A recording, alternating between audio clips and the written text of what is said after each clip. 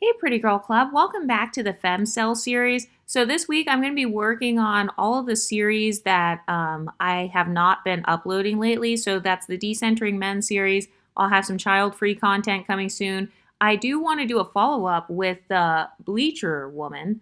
So I've been emailing back and forth with her. So that will probably be coming out soon.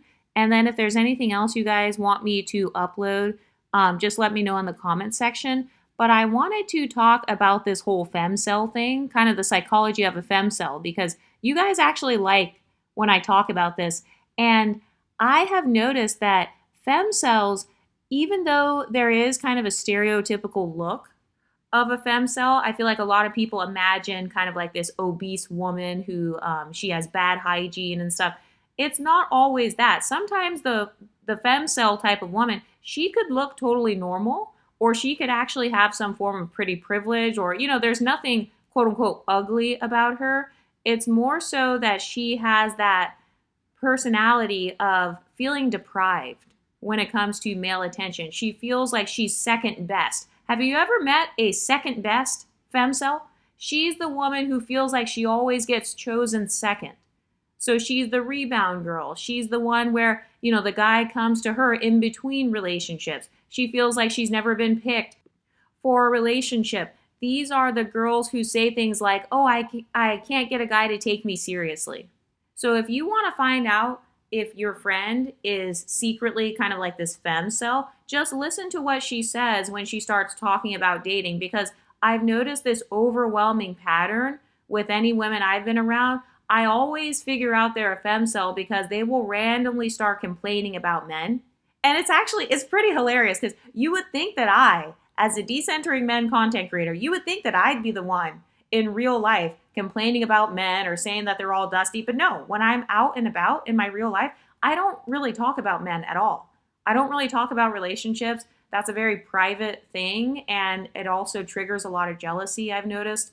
Anytime you're pretty privileged and you start talking about the opposite sex, obviously that's going to trigger a lot of women.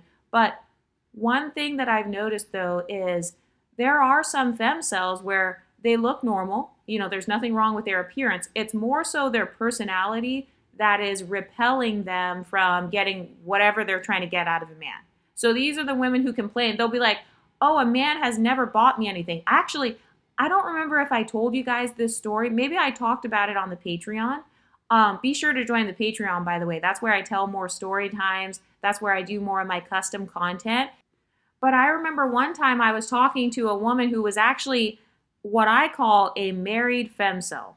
So I do believe that there's actually a such thing. Well, I'm kind of making it up. I make up a lot of words on this channel. I make up a lot of phrases because that's the best way I can describe it. So a married femcell, the way that I see that is that's the type of woman where maybe she's married or maybe she's in a relationship, but she feels like that relationship is beneath her, and she knows it. Deep down inside, she knows that her man is dusty.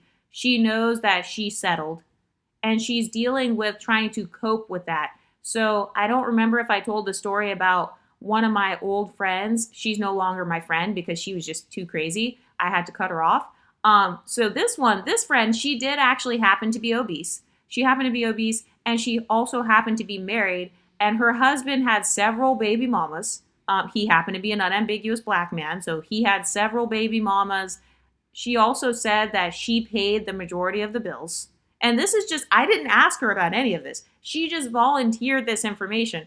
And so I was just kind of like, okay, I didn't really respond. I didn't act like I was shocked or anything. But then I noticed that over time, this friend of mine who was married, she was overly invested in my dating life because I was single. So it's like she's a married woman overly invested in a single woman's life. This is the same friend that I told you guys about on the Patreon, where she asked to see my dating app at the time. She wanted to see like the actual DMs, like what kinds of guys, like what did they look like. And this is also the same friend who commented, and she implied that I was a colorist because the guys in my DMs or whatever all happen to be light skinned. So it's that friend. It's that one that I talked about. The full story about her is in the Patreon, but Women who are married femcells, or they're kind of not the stereotypical femcell, they might get male attention. But the male attention they're receiving and the relationships they're receiving are always below their standards. Because I noticed that this married friend, she would say all the time how she wishes that she could date a guy with tattoos one last time. She wished that she could date a thug one last time. So she did a lot of behavior where she was reminiscing. Have you ever noticed that a lot of femcells, they do a lot of reminiscing? So these are the women who quote unquote hit the wall. So I don't believe that every woman hits a wall, but I do believe that if you let yourself go and if you level down and if you settle, that is technically hitting the wall. And that dusty man, he's the one that caused that wall. So this ex-friend of mine, she was always reminiscing about the good old days. She was always talking about how she used to get so much attention and how she used to sleep with men on the first date and she used to have so much fun just basically having casual sex. And I remember she would ask me so many personal questions, so many invasive questions, to the point where she even asked about my mom and dad. She asked about my mom and dad and my siblings. She wanted to know, like, how many siblings did I have? She wanted to know, you know how some people have like blended families and stuff like that. So she was asking questions about my family that I came from because she was trying to compare her and her husband's marriage to my parents' marriage. Like, she wanted to see, like, okay, you know, how do I measure up compared to them? And that was when she actually told me that her husband had several other baby mamas. And by the way, this woman had no kids. So she had no kids. She was still pretty young, in her 30s. She was a professional woman. She was kind of like the typical boss babe type of black woman. But unfortunately, you know, when you're a boss babe, you can attract kind of these parasites. So her husband, he definitely came off as a parasite because she was paying the majority of the bills. And she was unsatisfied with him because she was constantly lusting after other guys. We literally, me and my friend cut her off partially because when we went out with her, she was acting so fucking thirsty to the point where she was walking up to white men. You know those women where it's like they want white male attention, or, you know, they kind of pedestalize white men. So I find it interesting that she was literally married to a black man, but then whenever we would go out, she was the only one that was married. She would be thirsting and following around the white men, to the point where we cut her off because we were like, oh my God, like, this is stereotypical behavior. This is like very trashy, very desperate behavior. So one of the things about femcells is, even if they are in a relationship, they know that they have settled and they're just scared of being alone. So they're willing to stay with whatever dusty they're with. But behind closed doors, when that man is not around, you can see how thirsty she actually is. And that's why I say that femcell is technically not the perfect word to describe this, but it's just the best phrase I can think of. It's the woman who is starved for male validation. She is starved for male attention. And it's not just about getting the attention of any man, because we're not like how most men are. Most men don't care. A lot of men will fuck anything. Women in general, we're not really like that. A lot of women, we don't just sleep with anything, but some women are desperate for whatever their actual type is. So just like how men settle and they'll be with someone that's not their true type, but it's like they're scared of being alone, women do the same thing. So this friend that I used to have, she was totally mimicking that type of behavior where she was with this guy who was dusty. She was married to him, paying the majority of the bills just so she could say she was married. I mean, that's really how it sounded. It sounded like she was only married because she wanted to be able to prove that she could get a man. And that's another aspect of the femcell mindset. I've noticed that any femcell I've ever hung out with, she's always trying to prove to me how attractive she is in the male gaze. She's always trying to prove herself. She uses men as her source of validation. She uses men as a tool to kind of boost her ego. And then she has to go and announce that, oh, I got a man, or, oh, I'm married. Like, I don't remember if I told the story about this other girl that I met where within 5 minutes of me meeting this girl, she literally tells me, oh yeah, you know so-and-so, the light-skinned guy? Yeah, that's my ex-boyfriend. It's like, sis, nobody was talking about men. Nobody was talking about exes. Why are you bringing up to a stranger that you have a light-skinned ex-boyfriend?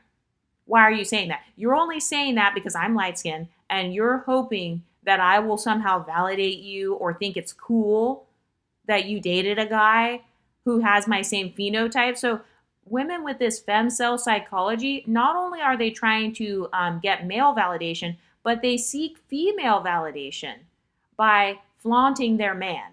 My man, my man, my man. A lot of those types of women, they are constantly talking about the man they're talking to because they want other women to like be jealous of them, or they want women to respect them. They're trying to prove their desirability to other women. So that's another aspect of the femcell mindset. They constantly want to prove to other women, hey, I'm just as pretty as you. You know, my boyfriend was the same skin color as you. What kind of psychotic person would randomly bring up that your boyfriend is the same complexion as me within 5 minutes of meeting me? That's insane behavior. That is insane attention-seeking behavior. Femcells are actually very desperate for attention, and so that's part of why they will do these crazy things. So they'll seek attention from women via competition. I've noticed that as well. A lot of femcells, they actually have a hyper-competitive mindset. So the girl who told me within 5 minutes of meeting me that her boyfriend is my complexion, that was actually coming from a place of competition. She was randomly thinking of herself and me as being in some sort of invisible desirability competition.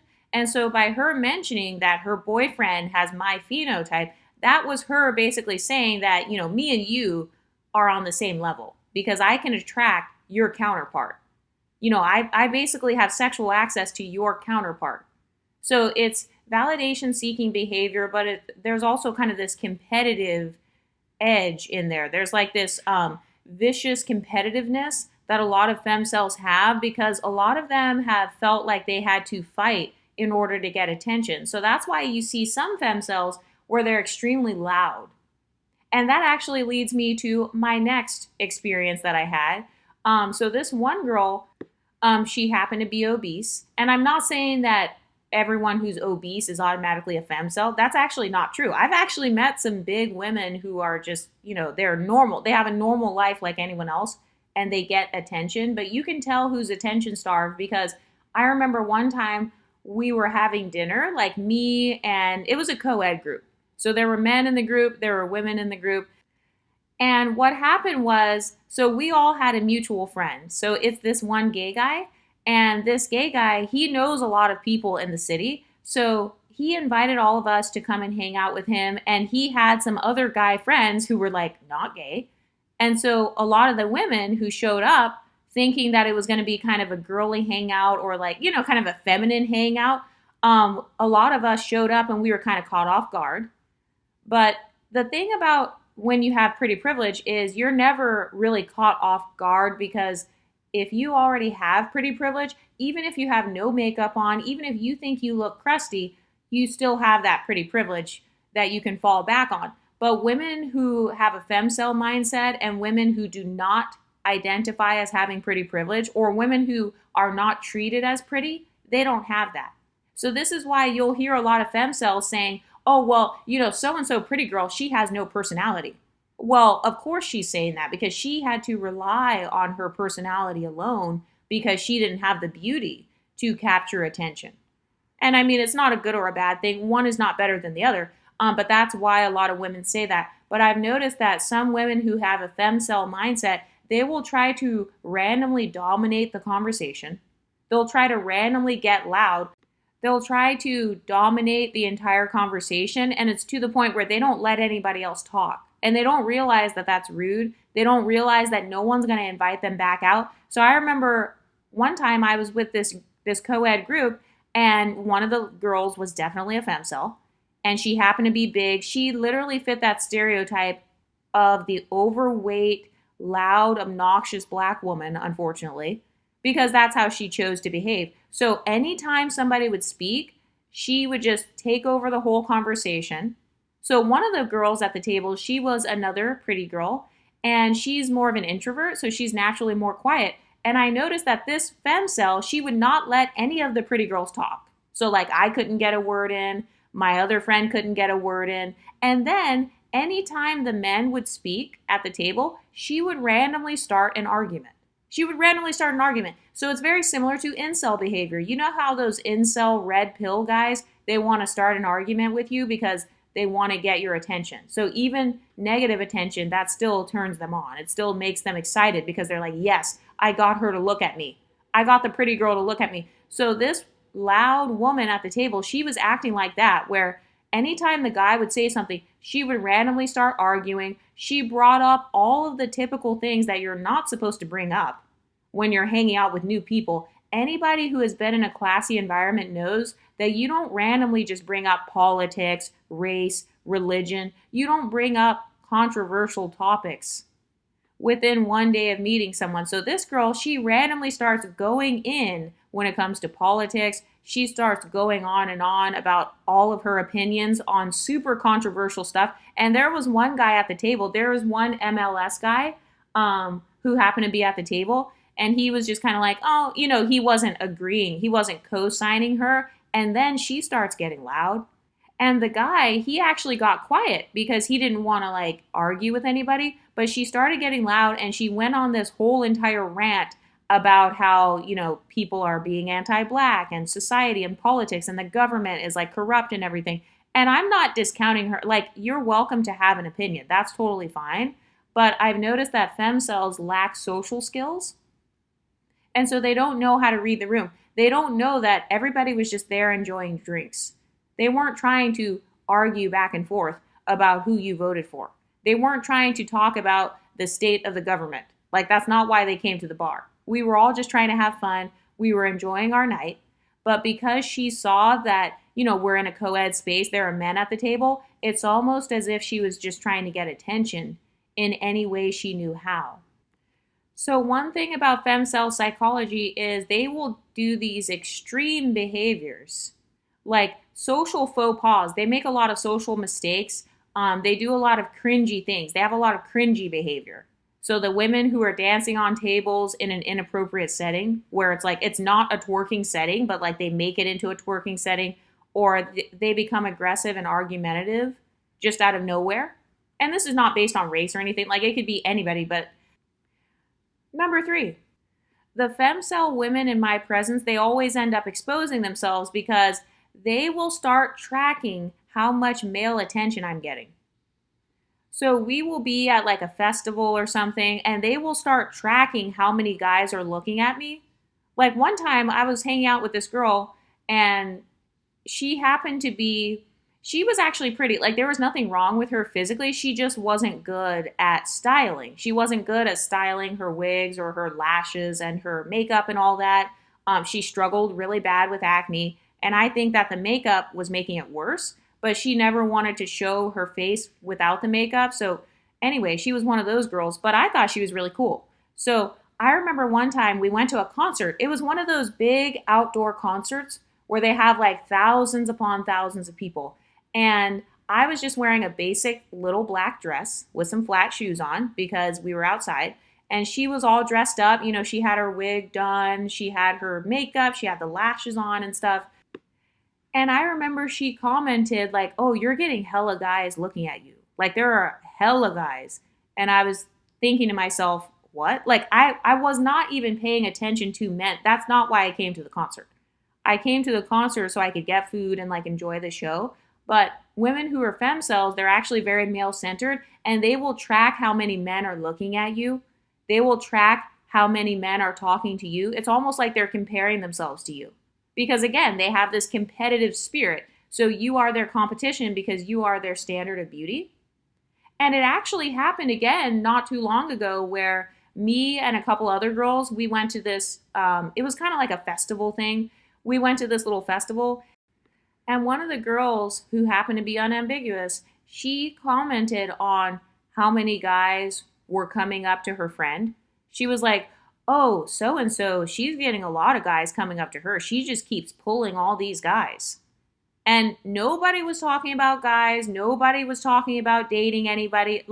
She just brought it up out of thin air. And it actually made me feel uncomfortable. And I didn't hang out with them for the rest of the day because I was like, oh no, I'm not even going to be a part of this dynamic. I don't want anybody that's going to be it's almost like they're dick watching or something. I just made up that phrase. They're dick watching. They're watching whose dicks are pointing at you. You know what I mean? They're watching like how many guys are coming up to you, or they're like counting how many phone numbers, or like how many guys ask for your Instagram and shit. So I noticed that behavior with that girl instantly, that tracking behavior. So it's like a monitoring spirit. That's another version of a monitoring spirit, because she's monitoring how many guys at the festival are asking for her Instagram versus mine. How many guys are asking for her phone number? How many guys are complimenting her outfit? How many guys compliment her makeup? So it's this monitoring spirit. She's constantly monitoring how much attention another woman gets. That's how I know that she's a femcell, because she doesn't have any attention to tend to.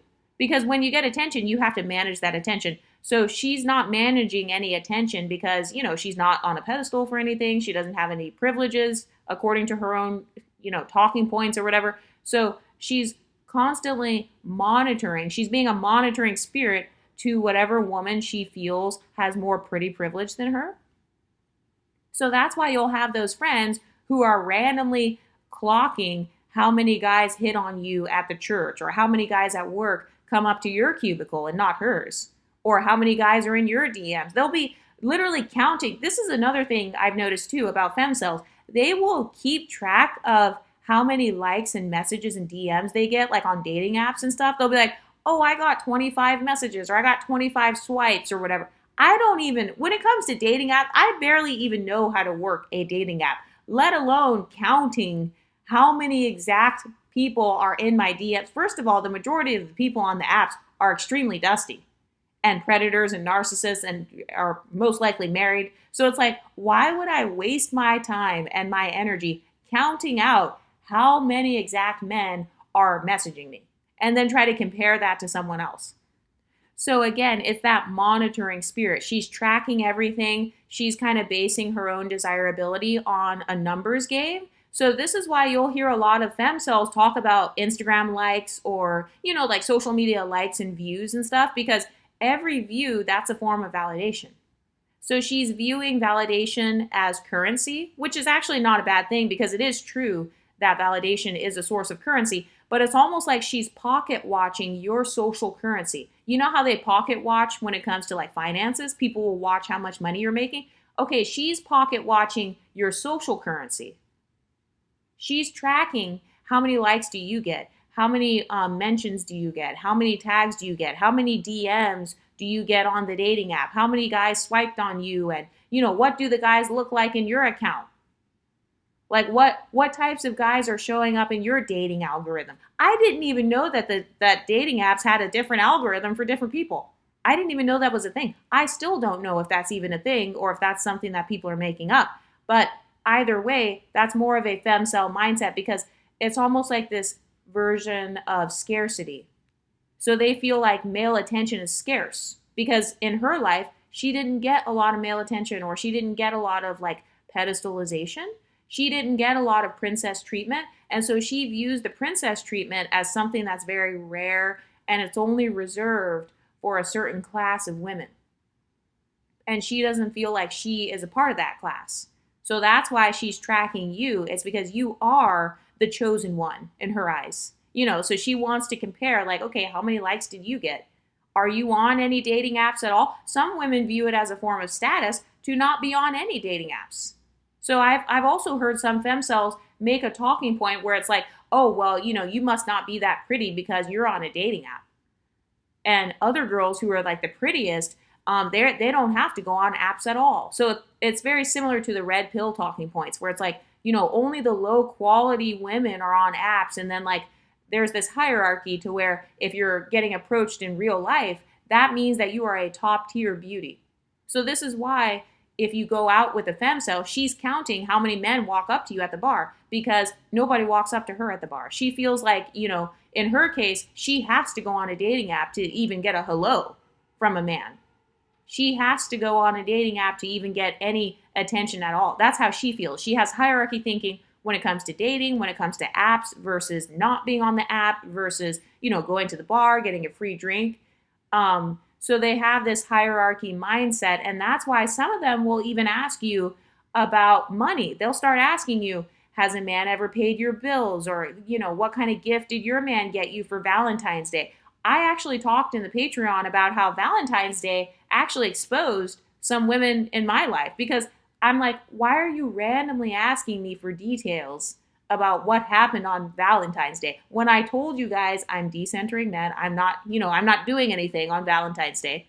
I already said that. So it's like, if I said my boundary, did you think that me getting male attention, that I would drop my boundaries because it's Valentine's Day? Or that I would just say yes to a date or say yes to a man because it's Valentine's Day? So sometimes they will kind of follow up with you too, because again, they're more of a monitoring spirit. So they want to monitor your dating life. So that's why they're asking, like, did you do anything on Valentine's Day? Did your guy get you any gifts? How much did your gift cost? What do you think about going 50-50 versus being provided for? It's actually pretty hilarious, because the one girl that used to be my friend, the married one, she was literally asking me questions about 50-50. And I told her, obviously, I don't do that. Like, if I'm going on a date or something, hell no, I'm not paying my way. That's not a date. So I started telling her that, and she was like, oh, okay, yeah, so you like luxury stuff then? And I was like, yeah. But I found it interesting that a married woman would be concerned with a single woman's dating life, what kind of dates I'm willing to say yes to versus saying no. So they have this external locus of control. She's always looking to you as the pretty girl. She's looking to you as her model for like what to do, or she's secretly competing with you. Have you ever been around a woman who loves to sleep with your leftovers? She loves talking to your leftovers. Any guy that you reject when you're out and about, she will go and get that guy's number, or she'll give him her number. She'll go and talk to that guy. They'll exchange social media. Femcel. That's a femcell mindset, because she's constantly chasing after the breadcrumbs of attention. She chases after the breadcrumbs of validation. That's why Instagram likes are a big deal to her. Instagram likes are a big deal. DMs are a big deal. Swiping on the apps, that's a big deal to her, because she can count how much validation she's getting. She feels like, let me measure, if I got 25 likes and then Sarah only got 20 likes, that means that like I'm somehow better than Sarah. So she's doing that because that's how she measures her worth. She wants to see if she measures up to you. That's why she's measuring you. That's why she's tracking everything. Like, oh, you got this many guys walking up to you at the festival. And also, speaking of that, so I remember there was another time that I was around that same girl, the same one that kept mentioning how many men were walking up to the light-skinned girls. So there was a guy who was actually looking at her. I don't know if the guy was looking at her because she was cute or if he was just looking, just basic. And she aggressively was like, what are you looking at? To the guy. Like, she aggressively said that. And then the guy, he kind of backed off. He was like, oh, nothing, and he kept walking. And then she actually looked disappointed when he walked away. So it's almost as if her being aggressive, she wanted him to come approach her. She wanted him to say, hey, you look good. Like, I wanted to get your number. Or, you look good. I wanted to get your IG. Like, what are your socials?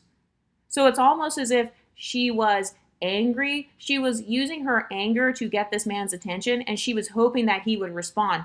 By the way, something I've noticed about the psychology of women who have inferiority complexes, a lot of them have romantic fantasies about going from enemies to lovers.